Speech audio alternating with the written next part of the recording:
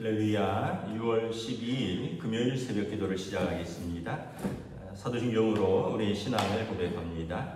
나는 전능하신 아버지 하나님 천지의 창조주를 믿습니다. 나는 그의 유일하신 아들 우리 주 예수 그리스도를 믿습니다.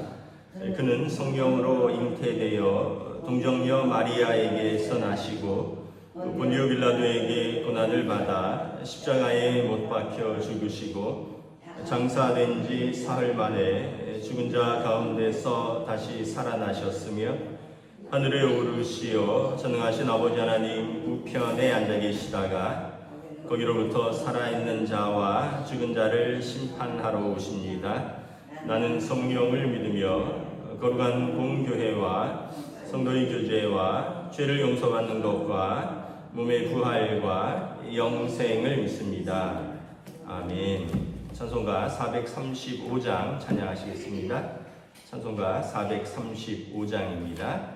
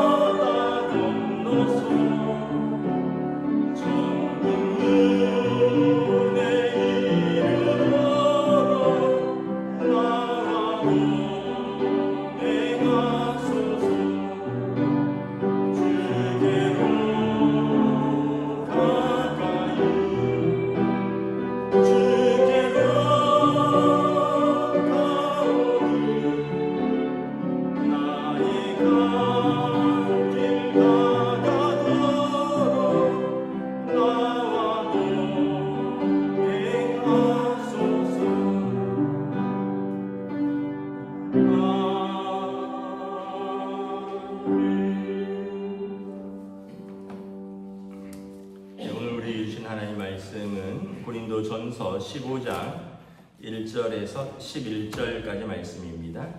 고린도전서 15장 1절에서 11절까지 말씀입니다. 다 찾으신 줄 알고 저 여러분들이 한 절씩 교도하겠습니다. 형제들아, 내가 너희에게 전한 복음을 너희에게 알게 하노니 이는 너희가 받은 것이요 또 그 가운데 선 것이라. 너희가 만일 내가 전한 그 말을 굳게 지키고 헛되이 믿지 아니하였으며 그로 말미암아 구원을 받으리라. 내가 받은 것을 먼저 너희에게 전하였느니 이는 성경대로 그리스도께서 우리 죄를 위하여 죽으시고 장사 지낸 바 되셨다가 성경대로 사흘 만에 다시 살아나사 게바에게 보이시고 후에 12 제자에게와 그 후에 500여 형제에게 일시에 보이셨나니 그 중에 지금까지 대다수는 살아있고 어떤 사람은 잠들었으며 그 후에 야고보에게 보이셨으며 그 후에 모든 사도에게와 맨 나중에 만삭되지 못하여 난 자 같은 내게도 보이셨느니라. 나는 사도 중에 가장 작은 자라. 나는 하나님의 교회를 박해하였으므로 사도라 칭함받기를 감당하지 못할 자니라. 그러나 내가 나아낸 것은 하나님의 은혜로 된 것이니 내게 주신 그의 은혜가 헛되지 아니하여 내가 모든 사도보다 더 많이 수고하였으나 내가 한 것이 아니요 오직 나와 함께 하신 하나님의 은혜로라. 함께 읽습니다. 그러므로 나나 그들이나 이같이 전파하며 너희도 이같이 믿었느니라. 아멘. 할렐루야. 예, 오늘 또 새날을 주셨습니다. 주님께서 은혜와 평강으로 함께하여 주시기를 축복합니다. 고린도전서 15장은 부활장입니다. 이제 고린도 교회의 첫 번째 편지를 마무리하면서 그들이 믿는 복음은 무엇인가, 그 복음의 핵심은 무엇인가를 말씀을 합니다. 먼저 1절에 보면 내가 너희에게 전한 복음이라고 말합니다. 복음은 이제 좋은 소식이란 뜻입니다. 복된 소식, 유앙겔리온이라고 하는데 좋은 소식입니다. 예를 들어서 병 걸렸는데 다 나았다면 좋은 소식이죠. 학생이 어디 원서를 넣었는데 그 학교에 붙었다 이러면 좋은 소식인 거죠.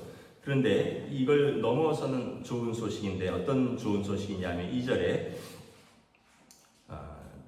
그로 말미암아 구원을 받으리라.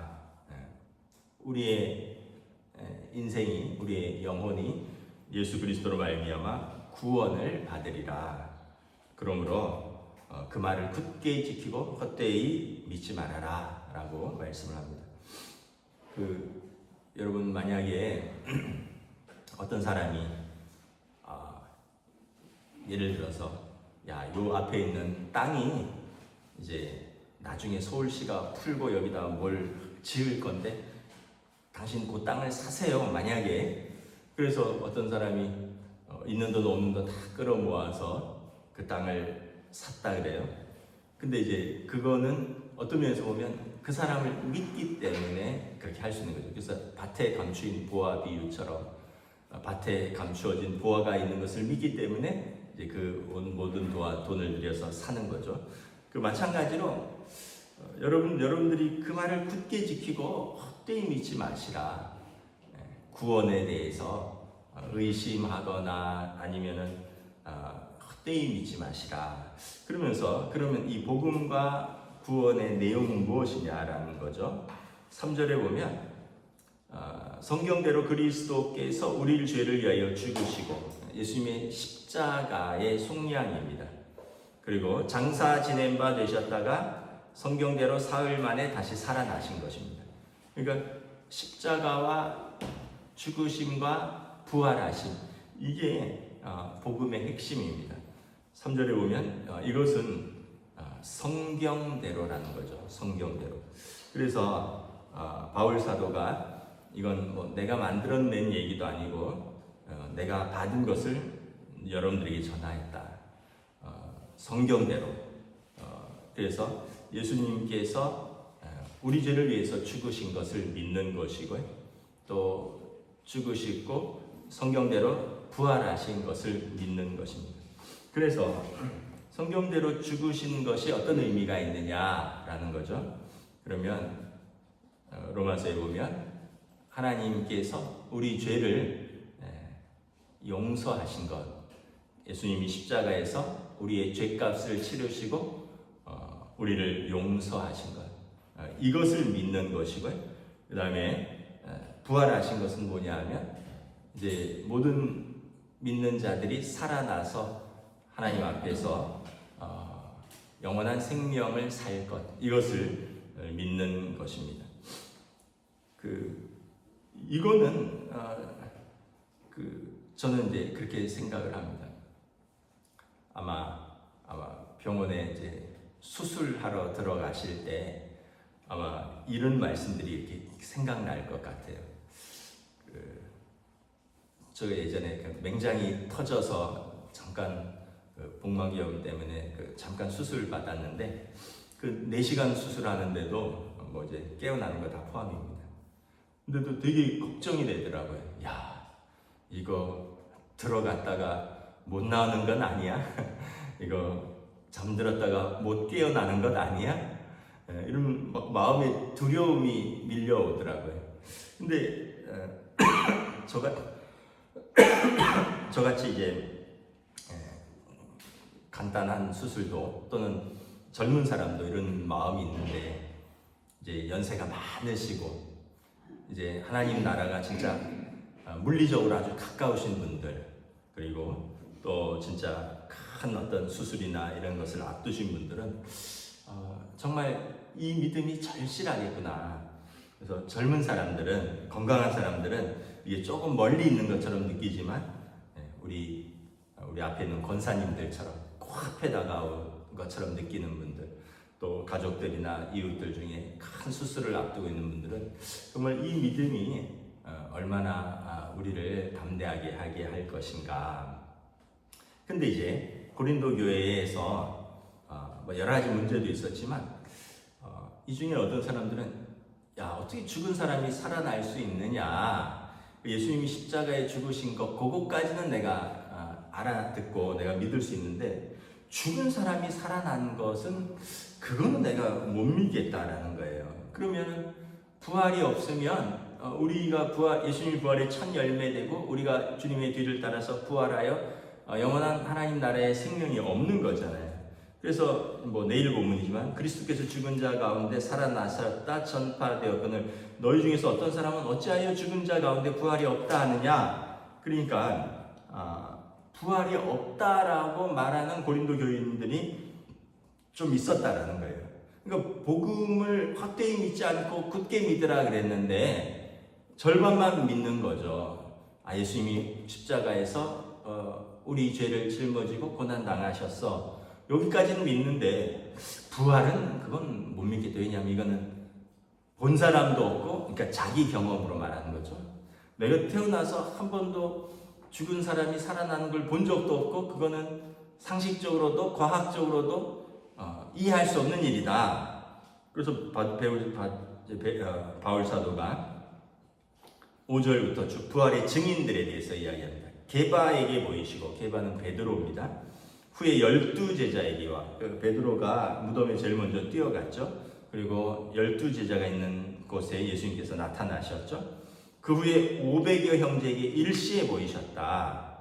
그리고 그 사람들이 대다수 살아있고 어떤 사람은 잠들었으며, 이 부활을 목도한 사람들은 죽었다라는 표현을 안 해요. 잠들었다라고 말합니다. 잠들었다는 표현은 뭐냐면 다시 깨어날 것을 말하는 것입니다. 부활을 믿는 사람들은 다시 부활할 것이기 때문에 잠들었습니다. 여러분이나 저나 어젯밤에 다 잠들었죠. 여러분이나 저나 어젯밤에 다 죽었다고 하지 않잖아요. 만약에 제가 어제 저도 약간 컨디션이 좀 안 좋아서 좀 일찍 누웠는데 아이들이 와서 아빠 죽었어? 이렇게 안 하잖아요. 아빠 주무셔? 이렇게 말하지. 그러니까 우리 모두는 깨어날 걸 염두에 두고 말을 하는 거예요.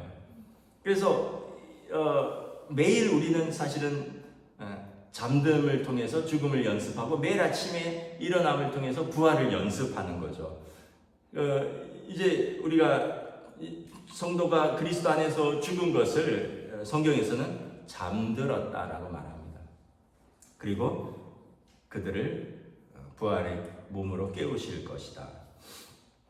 그 후에 야고보에게 보이셨으며 또 모든 사도에게와 맨 나중에 만삭되지 못하여 난 자 같은 내게도 보이셨느니라.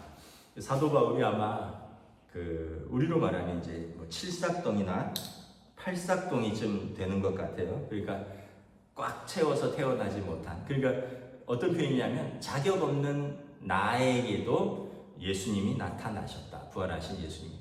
사도행전 9장에 다메섹 도상에서 예수님께서 사도 바울을 부르셨잖아요. 뭐라고 부르셨어요? 누구십니까? 했더니 주여, 나는 내가 핍박하는 예수라. 그래서 9절에 나는 사도 중에 가장 작은 자라. 나는 하나님의 교회를 박해하였기에 사도라 칭함받기를 감당하지 못할 자라.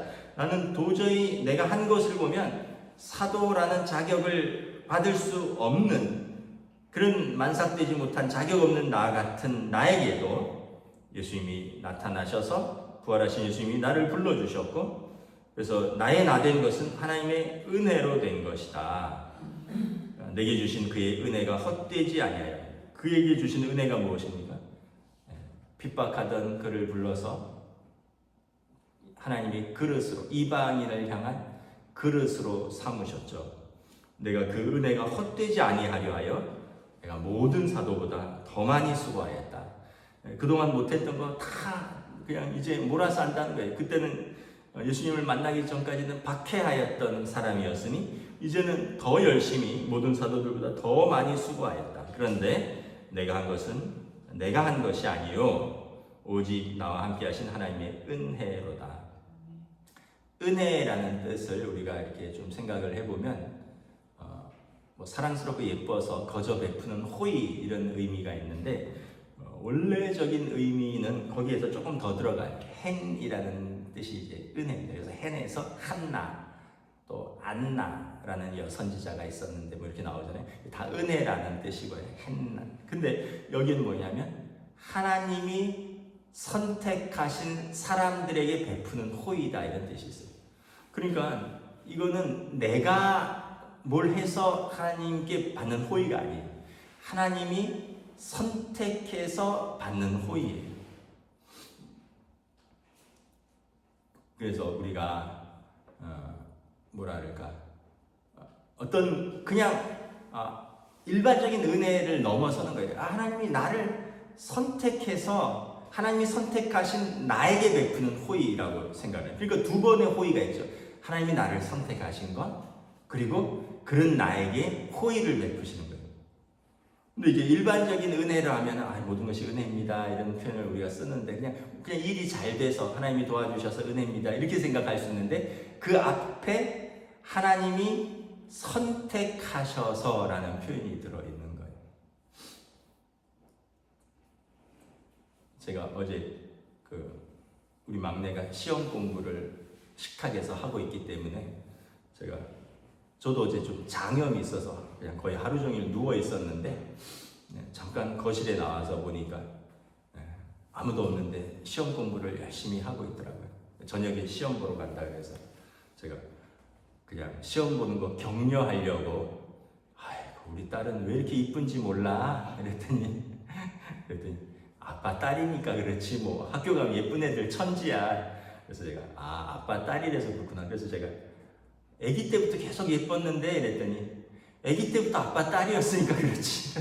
맞는 말이에요. 아빠 딸이니까 예쁜 거예요. 밖에 나가보면 더 예쁜 애들이 많은데 근데 그냥 나랑은 직접적인 관계가 없는 거예요.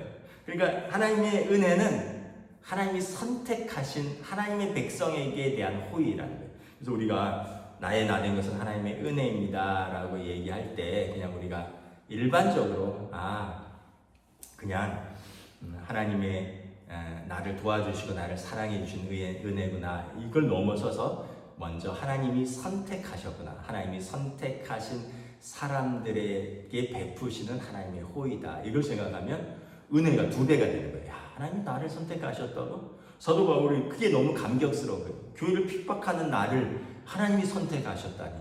그러니까 내가 나의 나 된 것은 하나님의 은혜죠. 왜냐하면 내가 자격이 없는데 그런 나를 하나님이 택했으니까. 그래서 내가 그 은혜가 헛되이 하지 아니하려, 하나님이 나를 선택하신 것을 헛되이 하려 하지 아니하여 내가 더 많이 수고해도 나 이게 결코 내가 수고했다고 생각하지 않는다. 왜냐하면 하나님의 은혜가 더 크니까요. 그래서 이제 복음에 대해서 좀 정리를 합니다. 우리도 다시 한번 정리하겠습니다. 복음은 좋은 소식인데 그냥 좋은 소식이 아니라 하나님의 선택하신 사람들에게 구원의 은혜를 베푸는 것입니다. 이게 복음이고, 이 구원의 은혜는 어떤 것을 믿는 사람들이냐 하면 그리스도께서 십자가에서 우리 죄를 속량하시기 위해서 죽으신 것을 믿고, 그리고 무덤에서 사흘 만에 살아나사 모든 부활하신 자들의 첫 열매가 되신 것을 믿는 거예요. 예수님의 십자가와 죽으심과 부활을 믿는 자들, 이런 사람들에게 이 구원, 하나님이 선택하신 사람들에게 주시는 하나님의 특별한 은혜가 있다. 그래서 이 중에 하나라도 안 믿으면 안 된다라는 거예요. 그래서 내가 전한 말을 굳게 지키고 헛되이 믿지 말아라. 그래서 에이, 내가 십자가는 믿을게. 우리를 위해서 고난 당하신 거 그거까지는 믿을게. 부활은 얘기하지 마. 부활은 그냥 없어도 괜찮아. 나는 십자가만 믿을게. 이거는 안 된다는 거예요. 고린도 교회에 그런 사람들이 있었다는 거예요. 여러분, 우리가 우리 생각대로 믿는 게 아니라 성경대로 믿어야 되는 것이죠. 그래서 저와 여러분들이 이 믿음의 경주를 흔들리지 아니하고 끝까지 걸어 나가서 하나님이 선택하신 성도들에게 주신 구원의 은혜를 얻는 저와 여러분 되시기를 주님의 이름으로 축복합니다. 기도하겠습니다. 하나님 은혜를 감사합니다. 하나님께서 주신 이 구원의 은혜, 하나님께서 선택하신 사람들에게 베푸신 특별한 호의, 예수님의 십자가의 죄의 속량을 믿고 그분의 죽으심을 통하여 부활하셔서 우리도 그분을 따라 부활하실 것을 믿는 이 믿음, 이 믿음이 우리를 구원에 이르게 한다 말씀하고 있습니다. 고린도 교회에 여러 가지 인간적인 생각들이 있어서 어찌하여 죽은 자가 살아날 수 있느냐라고 반문할 수 있지만 이것은 성경대로 된 것이라 말씀하고 있으니 우리가 이 복음에 굳게 서서 흔들리지 아니하고 우리가 담대히 이 믿음으로 끝까지 경주할 수 있도록 승리할 수 있도록 성령님 인도하여 주시옵소서. 감사를 드리오며 우리 주 예수 그리스도 이름으로 기도드리옵나이다. 아멘. 하늘에 계신 우리 아버지, 아버지의 이름을 거룩하게 하시며 아버지의 나라가 오게 하시며 아버지의 뜻이 하늘에서와 같이 땅에서도 이루어지게 하소서. 오늘 우리에게 일용할 양식을 주시고 우리가 우리에게 잘못한 사람을 용서하여 준 것 같이 우리 죄를 용서하여 주시고 우리를 시험에 빠지지 않게 하시고 악에서 구하소서. 나라와 권능과 영광이 영원히 아버지의 것입니다. 아멘.